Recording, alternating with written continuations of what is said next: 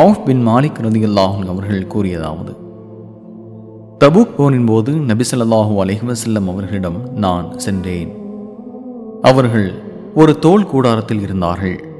அப்பொழுது அவர்கள், இறுதி நாள் வருவதற்கு முன்பு அதற்குரிய 6 அடையாளங்கள் நிகழும், அவற்றை எண்ணிக்கொள் என்றார்கள்.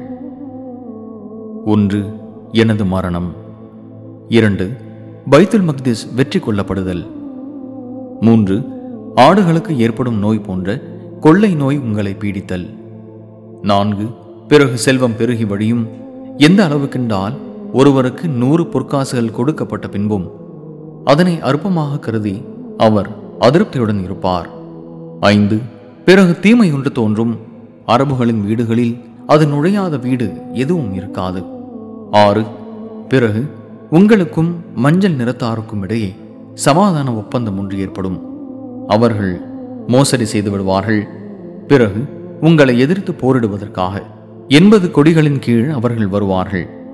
ஒவ்வொரு கொடிக்கு கீழும் 12,000 போர் வீரர்கள் இருப்பார்கள். சஹீஹுல் புகாரி 3176.